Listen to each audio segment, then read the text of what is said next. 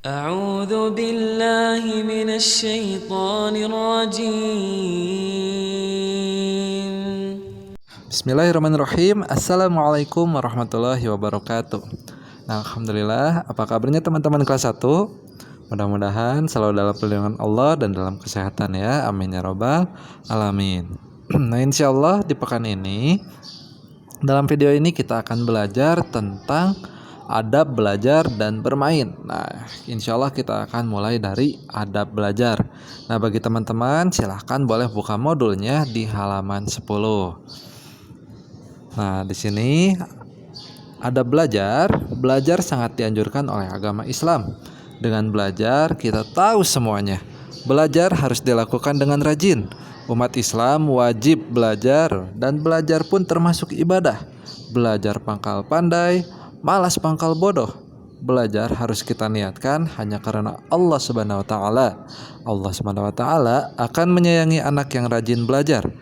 Belajar dimulai sejak lahir hingga meninggal dunia. Jadi kalau kita mau belajar itu harus dari sedini mungkin, kayak teman-teman kelas 1 nih dari TK, lalu nanti beres belajarnya kapan selesainya? Yaitu ketika kita sudah diwafatkan oleh Allah Subhanahu wa taala. Disitulah akhir dari belajar kita. Nah, lalu di sini ada adabnya nih. Yang pertama, biar kita belajarnya diterima oleh Allah dan mendapatkan pahala, itu yang pertama niatnya harus karena Allah. Nah, karena hal pertama yang harus dipersiapkan sebelum menuntut ilmu adalah membenarkan niat.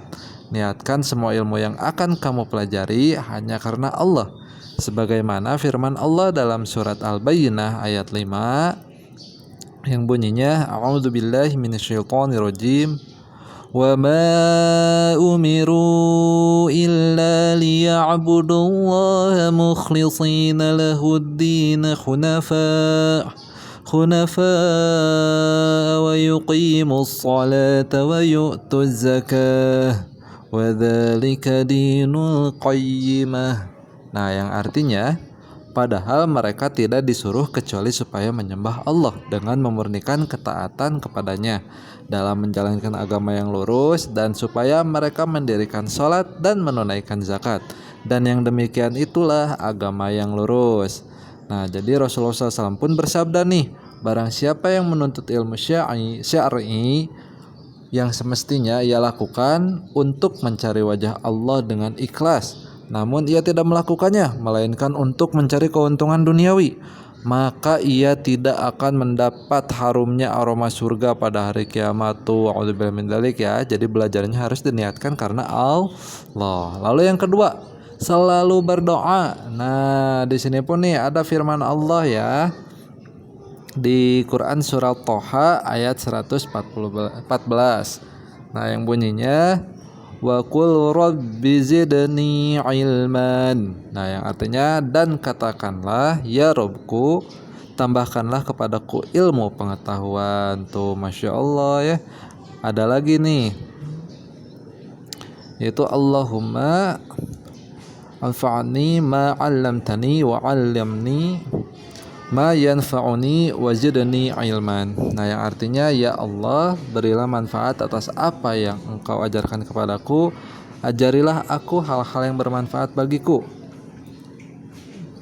dan tambahilah aku ilmu. Nah, itu dari hadis ya, riwayat At-Tirmizi dan Ibnu Majah. Lalu yang ketiga nih adabnya, yaitu selalu bersungguh-sungguh. Jadi jangan sampai ada ya berleha-leha, harus serius ya, dan semangat, tekadnya harus kuat. Nah, seperti di sini Rasulullah SAW bersabda, dua orang yang rakus tidak akan pernah kenyang, yaitu satu orang yang rakus terhadap ilmu dan tidak pernah kenyang dengannya, dan yang kedua orang yang rakus terhadap dunia dan tidak pernah kenyang dengannya. Tuh, naudzubillahi min dzalik ya.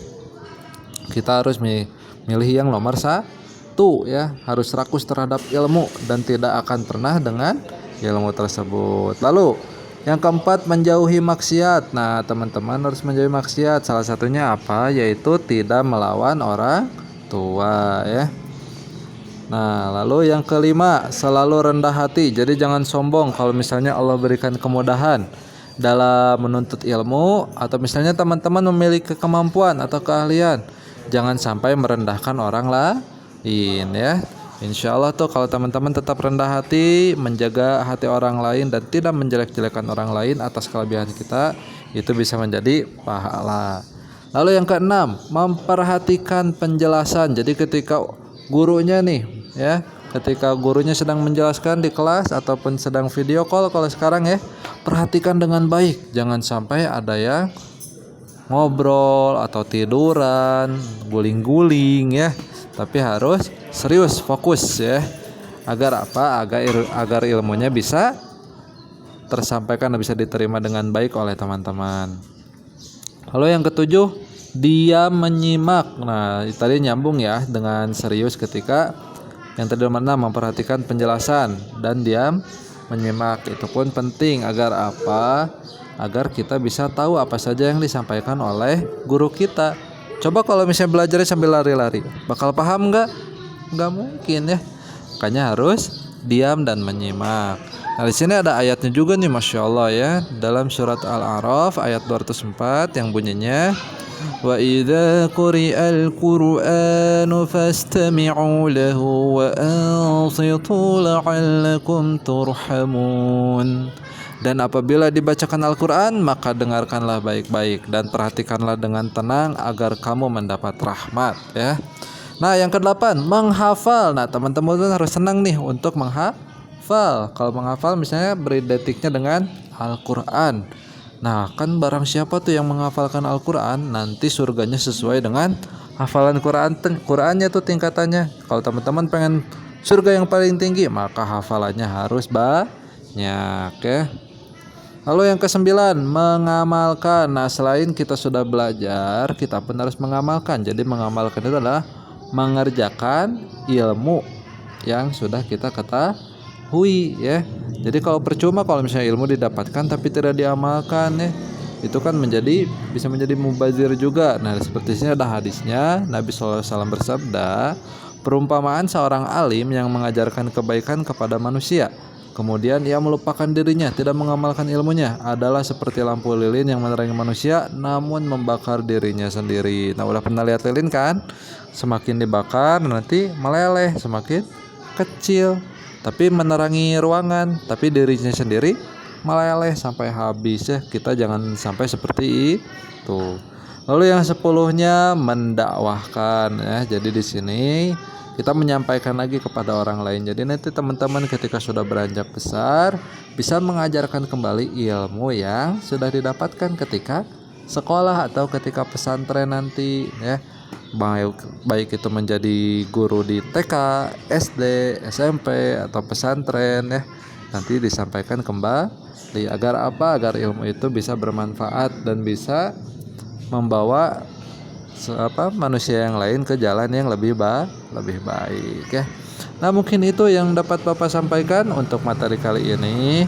Untuk tugasnya teman-teman coba buat tuh video ilustrasi sama orang tuanya, sama ayah atau bunda ya, bikin seolah-olah sedang melakukan pembelajaran. Misalnya teman-teman yang menjelaskan, ibunya jadi muridnya bisa, atau dibalikin ya, ibunya yang jadi gurunya. Teman-teman coba mengamalkan adab menuntut ilmu ya.